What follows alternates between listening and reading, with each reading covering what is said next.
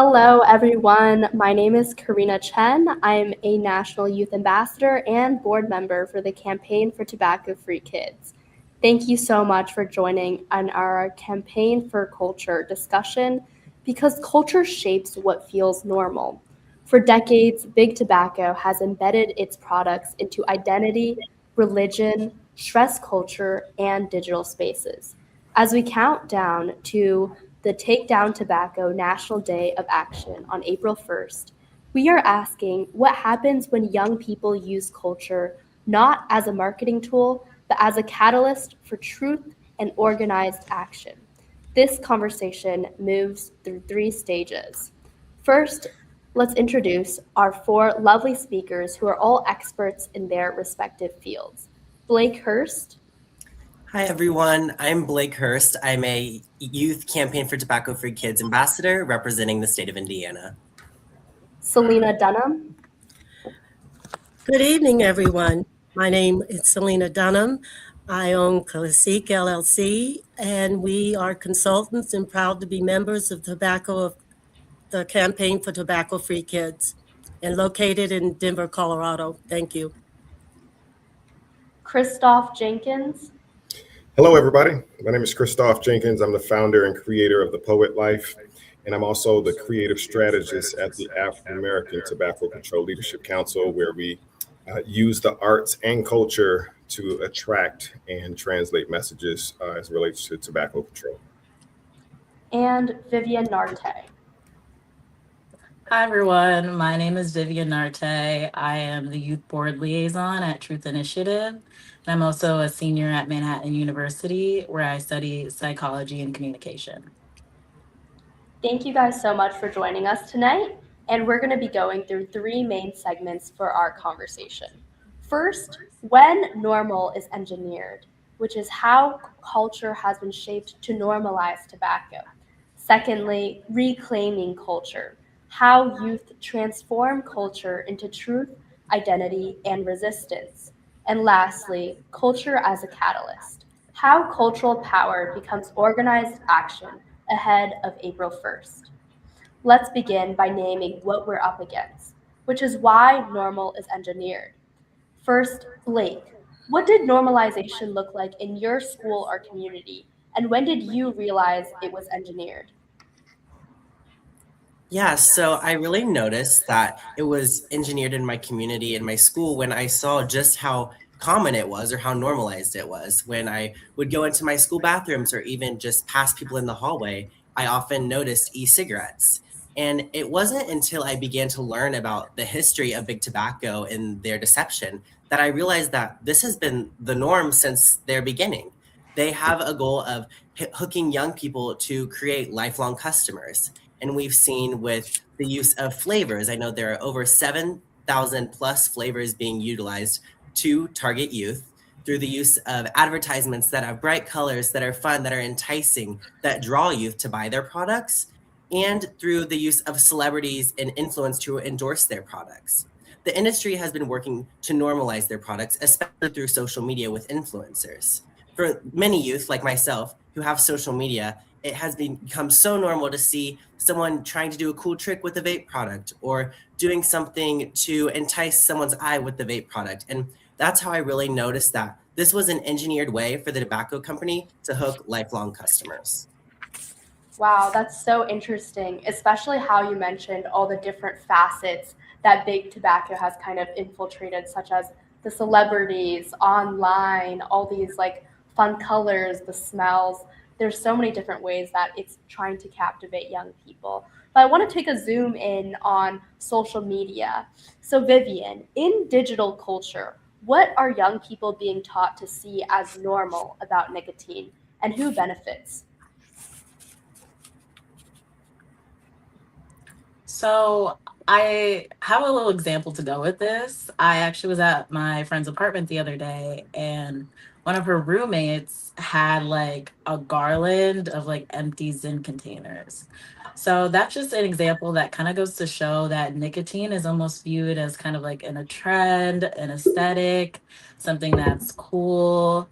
And luckily, I've had the pleasure of working on my college campus. And so I get to talk to a lot of people about kind of their why for using these products.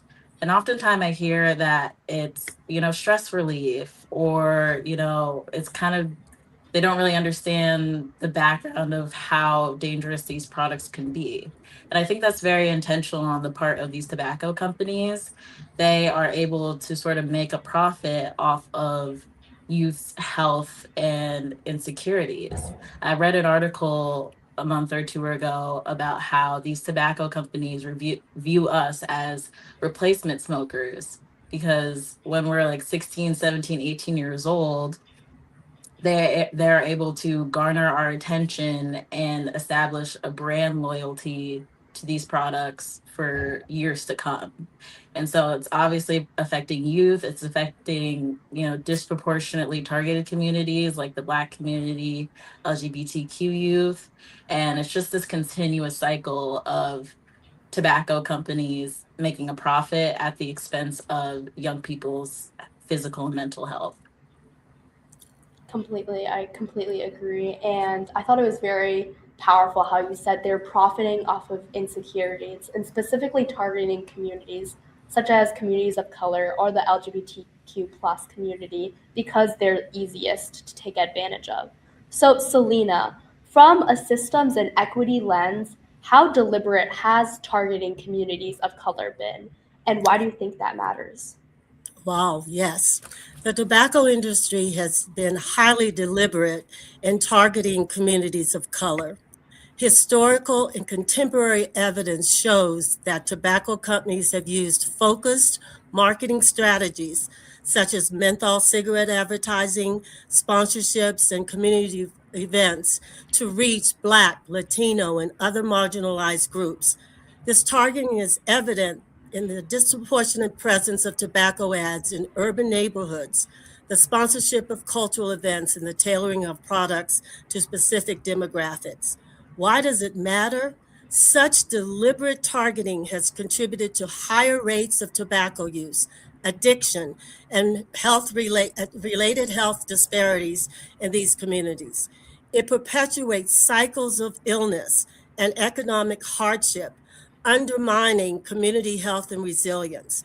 Addressing this is crucial for equity. It means dismantling systematic barriers and ensuring that all communities have access to prevention, cessation resources, and healthy environments. Wow. That is definitely one of the most important conversations surrounding the culture of tobacco. And I really like how you mentioned how it's just completely infiltrated even into community events. And it's become almost a part of the culture, which is the discussion we're having today. Christoph, you're an expert in creativity, which is so deeply intertwined with different cultures. What happens when an industry, such as big tobacco, attaches itself to art, rebellion, or cultural identity to sell addiction? Great question. You know, you use the word attach. I like to use the word hijack. They're clever, very smart. They use a lot of psychology, a lot of research. They study us. They study our culture, our art, our villages, as far as our family, how we operate and connect. And they reverse engineer and connect with us, as in, for instance, if I'm in college, they may sponsor a basketball game or a party, if you will, and make it feel like they're on our side by putting up money. And there's three things that I've observed. Big Tobacco, who has been targeting certain people groups, attract where they leverage the arts and the culture as bait. And they attract us with that, especially with their monies. But when they have us, they then leverage that attraction as a distraction, right? So we're not focused on the harm. We're focused on, I'm having fun. Thank you, whoever the company is, whether it be Marlboro, whoever, big tobacco it might be. But they're distracting us, leveraging what we like, the entertainment, the fun, but then from the distraction comes the destruction. And so ultimately, like a cartoon, when a good thing is in the hands of bad people, it does three things: attract, distract, and destruct. Wow. Attract, distract, destruct. I can see why we call you the poet life. That makes total sense. I just thought it was so poetic how you said they're not just attaching themselves, they're hijacking. And even the rhetoric around saying that this industry is attached is lightening the fact that they really are hijacking. And from this distraction comes destruction. Wow, I think that's so powerful. And now we're moving on to our second segment. What do we do when our communities are hijacked? What do we do when all we are seeing is destruction? We need to reclaim our culture. So, Christoph, what does it mean to reclaim culture?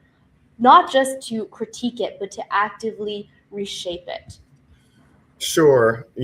Like I said before, they spend a lot of time and money studying us and researching us. And they have a lot of tactics. And I think we need to take pages out of their book, out of their processes and procedures, and leverage those very smart and clever ways. The way they are going at us as far as the things that we like, the things that we love, we need to do the same thing as far as tobacco control. We need to attract the people with the good message. But as opposed to distract, we need to draw focus. We need to draw focus on what big tobacco is doing so we can enlighten and open the eyes of the people and show them that they're being distracted, right? But we then also need to then create and build relationships, build bridges, and build stages for the people to say, I have a voice, I have art, I have culture, and thank you for the platform. Now it's time for me to express myself. Wow, I think that's very ingenious how they have all these clever tricks up their sleeve, all these like clever marketing campaigns, all these ways of hijacking into our youth and their culture. And instead of just starting up from the ground up, we are taking pages out of their book, like you said, and we're going by what works, and we know it works because it's been successful to them, and instead using it for good. So I guess you could say out of destruction also comes rebuilding bridges and rebuilding stages so that we can make healthy choices. So, Vivian, how can youth make healthy choices, the new norm online? Yeah, I want to preface by saying I don't think it's easy. I think like I'm 22 years old and I can imagine somebody who's 17, 18, 19 years old would probably have a hard time making decisions independent of what's online because that's where your circles are, that's where your peers are. And that's definitely intentional on the part of the tobacco industry. So I think it becomes a question of like, how do youth take back their power in those situations? And one thing that I'm already seeing that I think organizations like Campaign for Tobacco Free Kids and Truth Initiative already do is expose the manipulation behind what these tobacco companies are doing. Because once you start to kind of expose the manipulation, it almost takes away from their power and gives agency back to young people. And then another thing I would say is try your best to build online communities centered around protecting health. I've been 16 before. I know what it's like when like your parents are saying something to you and you're kind of like, oh, I don't really care to listen or whatever. But it's different when it's your peers, people that have similar interests, similar ages, obviously, and they're showing online that they're fighting against the tobacco industry. I think that's kind of how things start to shift and trends start to form around taking down this industry. Wow, I think it's really powerful when one of us starts, we can also create a train effect. And that kind of also parallels what Christoph was saying, how the tobacco industry has its tactics, but we also can use those tactics for good. Addiction, it's a disease. When one person gets addicted, it opens the floodgates for more people, their loved ones, to also get addicted. But also that works in the reverse, how when one person is taking that step to reclaim their culture and start making healthy choices for themselves, it also opens the gates for their friends and their families to make that step for themselves as well. But there's also this advocacy side of it. What can we do structurally to try to encourage all of our youth to make healthy choices? So, Blake, as a youth yourself who was very engaged and has so much experience in advocacy, how does youth led advocacy shift culture inside institutions such as school, communities, and state houses? Yeah, thank you. I think it can be really impactful to show communities or legislators or even administrators within schools that the youth are aware of what's happening in their community and they're eager to urge for change. And I think one of the biggest takeaways we've found through shifting the culture to include youth voices and to give youth a seat at the table is that it does make a very big difference. In my state of Indiana, last year we were able to pass a $2 tobacco tax increase with equal parity across products, and they had been trying to pass that since 2007. So a lot of the reason the shift came to eventually pass that was because of the youth voices. We had 400 plus youth at the state house sharing their stories of addiction, sharing how the products had affected them, and urging legislators to make changes for the next generation of young people. I think when we look at how young people are so quick to organize their peers, to testify, share their stories with their legislators, and also to advocate within their schools, it can shift a lot of the policy conversation. And I think it can be very easy to demean or belittle the young voice because maybe they aren't as experienced or they don't know what it's like supposedly, but really in the end they're the future leaders and they're the future of our country. And so it's definitely important that when we shift the culture to including young people, we make great endless possibilities of change. Wow. I think like looking in front of you today, Blake, you are endless possibilities for change right here. You've spoken so eloquently. I have personally seen some of the work Blake has done, and let me tell you, it is incredible and so inspiring. And you are, I'm sure, that starting chain effect that opens the gates for everyone else around you to try to do good as well. And I want to look more into the community side of things. So, Selena, what does reclaiming culture look like when communities organize and win? Oh my goodness, rewarding, positive. When communities organize and win against the tobacco industry, reclaiming culture takes several forms. One, changing social norms. Community led campaigns create smoke free spaces, celebrate healthy lifestyles, and empower youth to resist tobacco marketing. Second, restoring traditional practices. In some of our communities, helping them to distinguish between sacred, ceremonial tobacco and harmful commercial tobacco, revitalizing traditional uses, and rejecting industry exploitation. And thirdly, policy victories.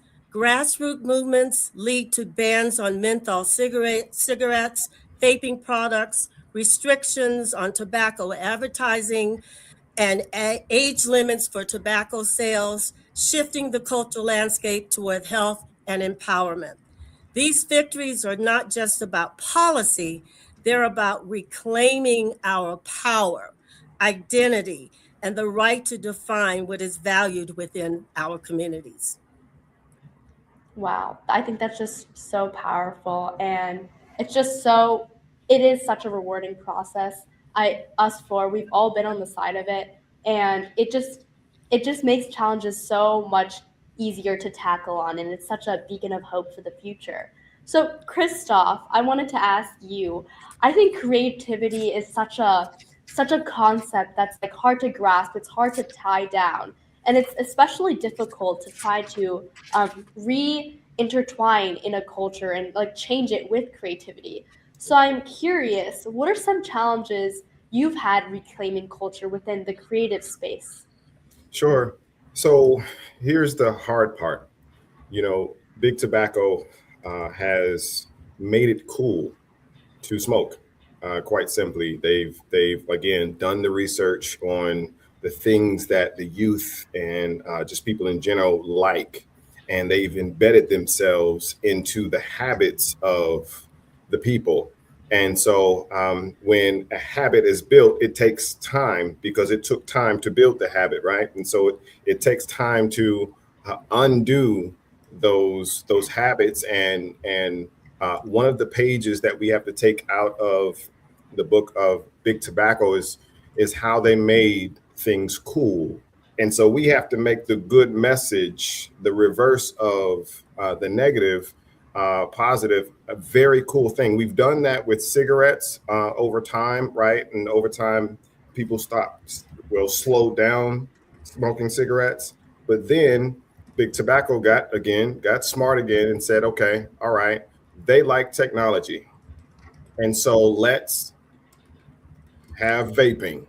So now you have the technological device along with the smoking, and now the youth think they're cool by having this metal device at their mouth, or very secretive or discreet. How discreet can you be?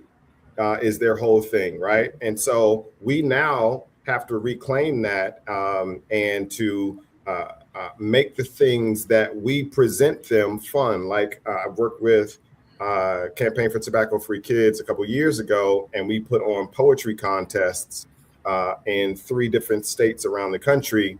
And we use that poetry that they love to attract them and give them a stage, like we just presented before. And the poets, the young poets, took that information and translated it into amazing poetry. And now they have committed to stop smoking. So just kind of changing the guard as it relates to what's cool. Wow, I can tell you, I think taking addiction and this culture surrounding smoking and vaping and turning it into poetry is definitely something that I find very cool. I might have to consider that and make it an event on my campus. But Blake, you are youth yourself.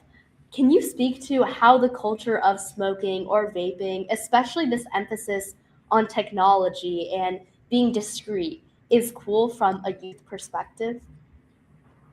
Yeah, definitely. I know I mentioned earlier, social media is very big for all people, especially young people. And I think with the rise of sites like TikTok, these products have become cool just because a lot of those popular influencers, even some I'm actively watching, they're using these products because they've built an addiction, and it's encouraging others who may look up to them or want to see themselves as cool or like them or less lonely to try that too. And I know, especially with vaping, how it was mentioned with technology and how they've gotten more sleek. I know like Elf Bar has the pastels, they're cooler to look at and conceal. But even with the rise of Zen, I know with Zen pouches, they've become really popular amongst young adults, especially college age. And those are deemed as maybe a little bit more sleek because you can hide them in, your mouth, your upper lip or lower lip. But in reality, they have a 20 pack of 6 milligram Zens has 6 times the amount of nicotine as a 20 pack of cigarettes. And so while it, is deemed sleek or more cool, it's increasing addiction much more and much faster. And I think a large reason that we have to continue to work to shift the culture is because without education or access to tools to realize how bad these products are and quit, those cycles will just continue. Wow, interesting. Yeah, I think it's very interesting to see like this evolution of what's cool and what's sleek and what's in. And I want to talk about like how do we reclaim that, which leads me to our last section, which is culture as a catalyst. So Blake, when does culture stop being a conversation and start being a movement? And why does April 1st, which is Take Down Tobacco National Day of Action, matter to you? Yeah, I think it is really important to emphasize when we continue to fight for change, to speak up, that is when we shift a conversation or a moment into a movement. And that's something we like to emphasize within my voice group. But it's really important that, it's great to be posting online and to be sharing things or reading up on and educating yourself. But it's also really important to get involved. And it doesn't have to be, doing something on the federal level or even the state level. Simply doing something in your community, like hosting a table at lunch to educate your peers, or going to speak to your middle and high school students about the dangers of tobacco and nicotine products. There are so many different ways to turn that conversation into a movement, and those are just a few ways to do it. So April 1st, Take Down Tobacco National Day of Action is a really great way for us across the nation to show that we are united in this movement together. And there are so many young people who are looking to make change for their future. And so, whether you're coming from a state like Indiana and you were just dealing with the tobacco tax, or you're coming from a separate area focusing on flavor regulations, we are coming together to show Big Tobacco that we will no longer consider ourselves victims of an industry. We're ready to stand up and to fight back. Thank you for spreading that message. Just by hearing your inspiring words, I think I'm ready to also stand up. So, Selena, what must happen between passion and policy for real change to occur? I'll address this question in three ways, but first let me say that young people, you can do it. Use your voice. Passion is extremely important. Three areas: strategic advocacy, meaning building a coalition, engaging stakeholders, and developing clear agendas. What does that actually mean? In Denver, it took us 4 years to pass an ordinance in the city and county of Denver to make certain that our youth did not get their hands on vaping products. We did that by building a coalition. We had over 100 partners to help us with that. Education and awareness, raising consciousness about the harms of tobacco and the manipulative tactics of the industry. While working with the elected officials, we saw a tremendous turnaround when young people were there to tell their stories about their friends or their parents or anyone that they saw or had any kind of negative impact using tobacco products, specifically vaping products. And again, persistence and coordination, sustained efforts, oversight, and accountability to ensure that policy proposals become enacted and enforced. Persistence is key. This bridge is built through organizing, telling again your personal stories, storytelling, and leveraging cultural strengths to influence lawmakers and public opinion. It's important. We had to go to a whole vote to be able, to the whole public in Denver in order to get this ordinance passed. So be persistent, educate and aware, have strategic advocacy, build your coalition, and never give up. Never give up. I think those words are so powerful, especially for an industry like big tobacco, which is always evolving, always growing, always changing. Never give up is truly like all we have to cling on to. So, Vivian, what responsibility do national institutions have to be transformed by youth voice rather than simply included? Yeah, I think national institutions have the power to create change, but it's almost as if if they don't know what to change, then what does it matter? And that's why I think it's so important to have youth voices at the table. I had the opportunity last year to speak with the Illinois and New York Attorney General's office about tobacco issues showing up in my community. And so I think that national institutions have not only the responsibility to listen, which I think is super important, but also to include youth in the decision making process as much as possible. So whether that be strategy, messaging, policy, etc., we as youth are the experts in this situation. Like, who knows better about what the tobacco industry is doing than the people that are targeting that industry? So I think that national institutions, decision makers have almost a responsibility to listen and also invest in youth, whether that be through youth led tobacco initiatives or leadership programs, because us as youth are stakeholders ultimately, and we're the people that will one day be making those decisions and setting the standard for generations to come. Wow, I definitely completely agree with your stance. We are, as youth, we are the ones experiencing the policy changes, and we experience the good policy, but we also experience the bad policy. And we really do have the biggest stake in it, which is why we are so involved. You guys are also involved because we care about the future generations. And I think that's why national institutions have to be transformed by youth rather than simply included, because the youth are the future. The youth are who these national institutions are serving. So, Christoph, how do we protect creativity and joy so this work remains catalytic rather than exhausting? Yeah, it's very important for us to build momentum and keep it high. What I mean by that is, as opposed to doing an event and then we do nothing for another month or so, right? We come into a community and we connect with the community. They love it, they enjoy it, and then we leave, and they're like, "Where'd you go?" Right? And so it's very important for us to be prepared when we insert ourselves into a culture or a community.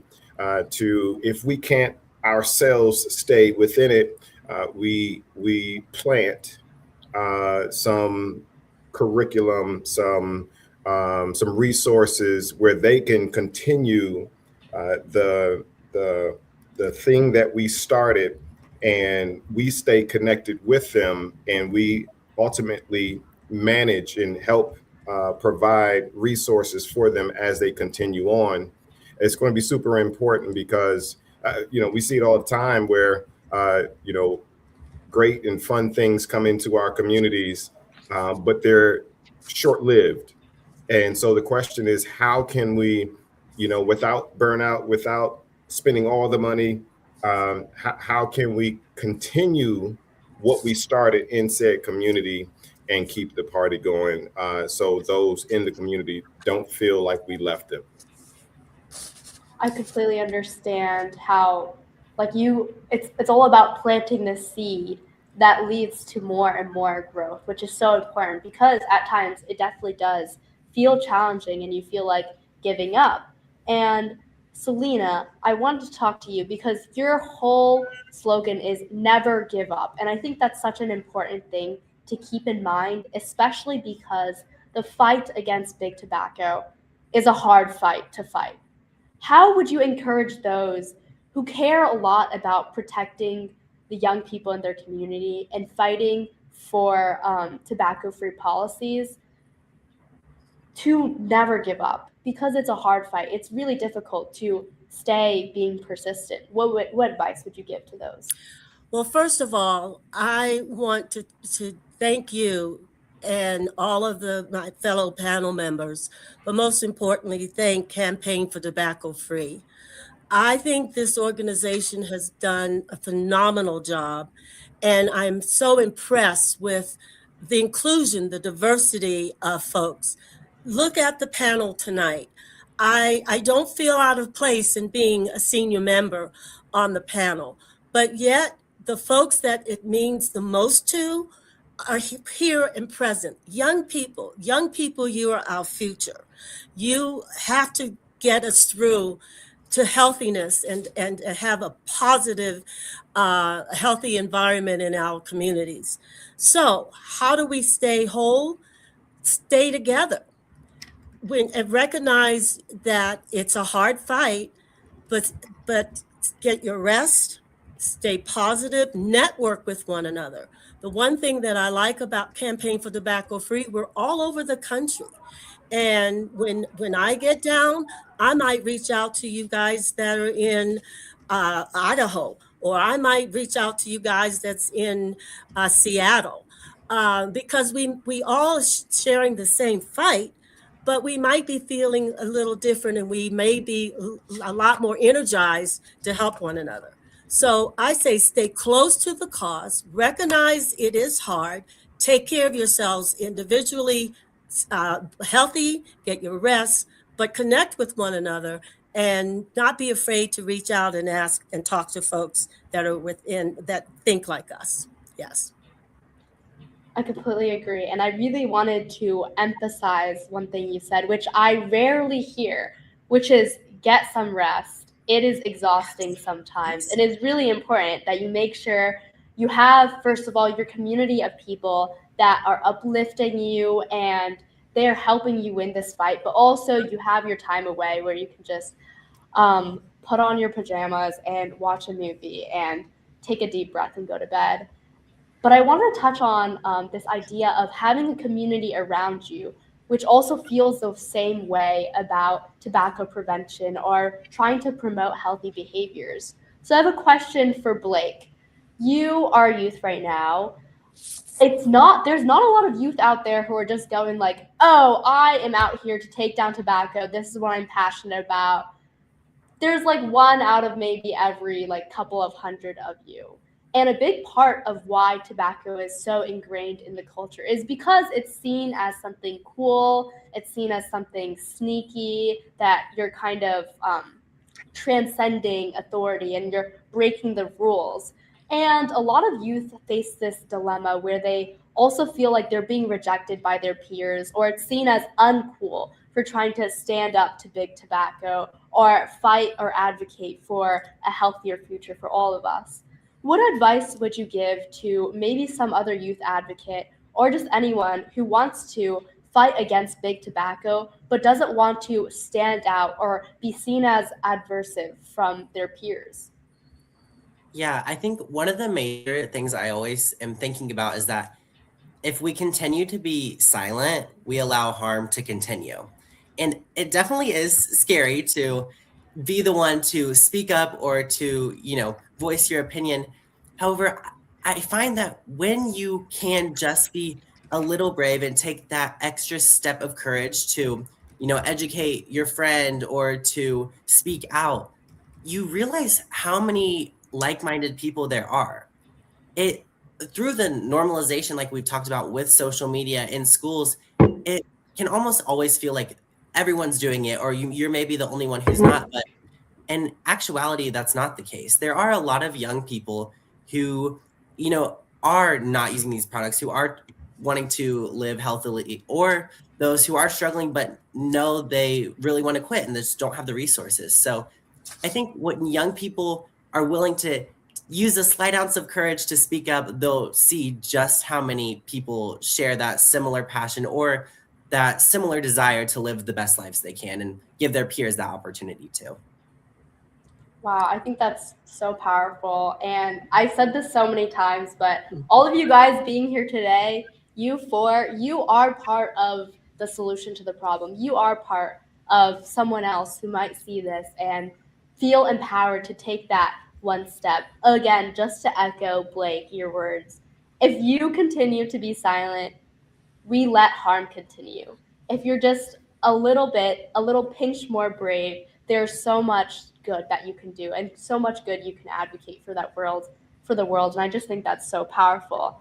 And I think also you have such a unique perspective. And this is something I want to also focus in on. So Vivian, you talked a little bit about how national institutions really need to incorporate the youth voice and into the policies that they enact, because we are the experts in the field.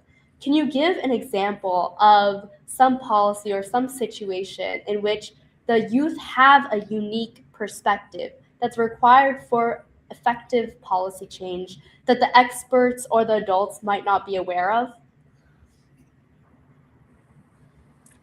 Yeah, so I think I mentioned a little bit earlier that I'm a college student. I work on a college campus. And so I'm having these conversations with other students who use vapes or e-cigarettes or oral nicotine products. And what I'm hearing a lot of the time is that it's used as a stress reliever or it's used as a social buffer. And these are lived experiences of young people that I don't necessarily think that sometimes decision makers or experts are necessarily keyed into, especially when we consider the fact that these products are designed for young people like us. We spoke a little bit earlier about how these products are digitized, like they have touch screens, they have games on them. Like these are products that are meant for young people, that young people are expected to use because it's kind of a part of that technological era. And so, because these are the lived experiences of young people, I think they have an especially important role in forming policy because, like I said, it's just going to continue to snowball effect from um, from youth who will eventually go on and maybe use these products, maybe not. But the youth that are using these products today are are the people that have the most expertise as to what the issue is. I think that's very interesting how you talked about like a snowball effect. And that kind of reminds me, like circling back to what Christoph you said about you plant a seed through a resource or maybe a curriculum, and that seed extends to other people's. And there's like a generation of enacting change and advocating against big tobacco, which is so much more effective than just one event that people come to and, like you said, like where are you next time? Like, where did they go? And I think that's like definitely a very big problem that a lot of people face. It's like, how do we, first of all, attract these people to care about these issues that they might not think concern themselves? But also, how do we keep them engaged and keep them passionate about these issues that really affect all of us? So, what are your best ways to keep youth or any citizen engaged and truly care about a problem which they don't think affects them, possibly? Well, quite honestly, when I'm speaking with someone, let's just say it's a classroom of youth, and the topic may be tobacco. Um, I'm not leading with tobacco. I'm leading with, hey, how y'all doing? How's family? How are things going? And tearing down the walls of anxiety. I don't want to be here. What is this topic? All of those taboo ideas and thoughts that might be in their mind.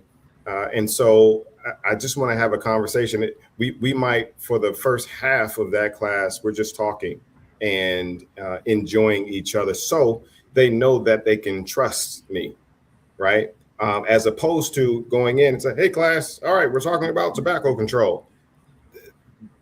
Their walls are going up or staying up because they came into the classroom with their walls up, right?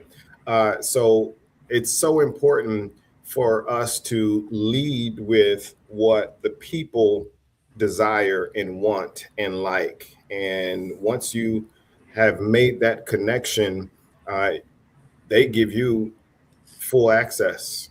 And so now we're able to just discuss and ask about, hey, how's your mom doing? I heard, that she's not doing so well. And then they are able to share what happened, what took place, how long she's been smoking. And then we're able to inform that allows the student or the youth to pass that information on to their cultural village. So it's just very important to respect their age and their agency, and give them the power to pass the information on to their loved ones. Wow, I think this idea of a cultural village is so poetic and so beautiful to me. How you have to you have to go to their culture. You have to be a part of their practices and traditions to to really touch them and to really be able to connect with them as a person before you put your ideas first. And it reminds me of a saying that I used to go by, or I still go by this, but I learned this a while ago. It's like, seek to understand before being understood. I think that is the general idea of, you always want to come at it with an open heart, especially because I think there's this big taboo around tobacco control advocacy, that we judge people who use these products. That's completely the opposite. That's the furthest from the case. In fact, we are the most welcoming to these people, because those are the people we're fighting for. We want to understand their experiences, because their experiences are what motivate us to enact change within their cultural village. So, Vivian, April 1st is coming up. If culture is the catalyst, what actions do you encourage those around you to take?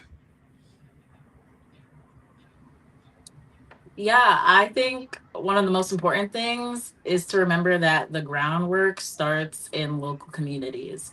And that can look different for different people. Like, I do tablings across my campus, but for some people, that could be as simple as speaking to the issue with your friends, or to a doll, or to your local politician, or speaking to anyone that will listen, really, because in doing that, you are starting to create a culture centered around taking down the tobacco industry within your local communities. Perfect. And Blake, any ideas you have to pass on? Yeah, I think definitely to give those people who are just looking for that little ounce of courage that we talked about earlier to speak up, maybe host a community conversation, some sort of event where you can let those in your community have a space where they're comfortable enough and feel safe enough to share their struggles with addiction or their thoughts on tobacco industry. Just make sure that it's an accepting environment and really give all people the space to share their experiences and their feelings. Wonderful. And Selena, any advice? I agree with all of what's been said earlier, but in addition, you guys, you young people, you know about social media. Get the message out. I think you should consistently have messages throughout your from April 1 and then and continuing even after. Writing letters to also your legislatures, your elected officials, reaching out to them is extremely important. Yes. Social media and elected officials. Thank you. And lastly, Christoph. Yes, I just want to impress upon the youth that their culture matters. Their culture has value. It is very valuable, no matter who says it isn't. Um, and because your culture matters, it's going to be important that you start without thinking too much, because you'll start thinking about why you shouldn't, right? Two words, just start. Just start writing that song. Just start writing that poem. Just start painting that painting. Uh, just start choreographing that dance as relates to what could connect with someone else. How can my art, my culture resonate with someone else? And just know that it will, because if it resonates with you, it will definitely resonate with somebody else. Wow, I think I'm so glad that we got to have such a diverse selection of individuals at this panel, and get to hear all the different sides of the conversation. And to sum it up, if you are trying to get involved on April 1st or before then, leading up there, there's so many different things that you can do. If you're just starting out, like Blake said, if you're just deciding to be a little brave, if you're deciding to break that silence, because you care to stop letting harm continue. There's so many different things you can do. For example, even just deciding to have a conversation with someone you love who you know might be struggling with tobacco addiction or nicotine addiction is so important. Just taking that step to have that conversation, maybe connecting them with resources you know, educating your children or the young people around you about harmful advertising techniques. How, in our first segment, when we discussed when normal is engineered, that's already so important. In fact, something interesting that I just learned is that some scientists suspect that children are more vulnerable to advertising because they're not aware that it is advertising. That's right. So just having that conversation with those children you know about what advertising is and making them aware of it is already reclaiming back some of their culture and reclaiming back normalcy as health instead of normalcy as nicotine or zins as something cool. Just even that small step is already, you're already planting that seed for future generations to follow and to make healthy choices become the new norm culture. And of course, there's bigger events that you can do. For example, setting up a table at your local community, such as your library or maybe your school, to talk to the people crossing by you. And the only piece of advice, the biggest piece of advice that I think all of us echo is just your culture as a village. You're entering someone else's cultural village to speak their language, to come in with open arms, to be accepting that you're doing this because you care about them. To make that very clear is one of the best ways that you can really get people involved and get people to care about what you care about, which really does affect us all. And of course, there's the policy side of things, which is so important. It might not feel as impactful just sitting down, having a conversation, shaking hands with a politician, writing a letter. That doesn't feel as heartwarming maybe as like going out into your community, talking with people one on one. But this stuff, political advocacy that you do, the things you advocate for, the comprehensive wellness policies, those are the ones that really do enact change on the large scale. So just remember when you are maybe feeling tired, feeling exhausted from the fight, that, like Selena said, never give up, because just remember the people you're fighting for, which are the young people of the future who really do have the biggest stake, like Vivian said, in this culture. And of course, there's also just getting your friends engaged. There's so many different things you do. And also utilizing social media, making a social media post, an Instagram story, sending it to all of your friends to really plant that seed and start turning the culture of tobacco against itself.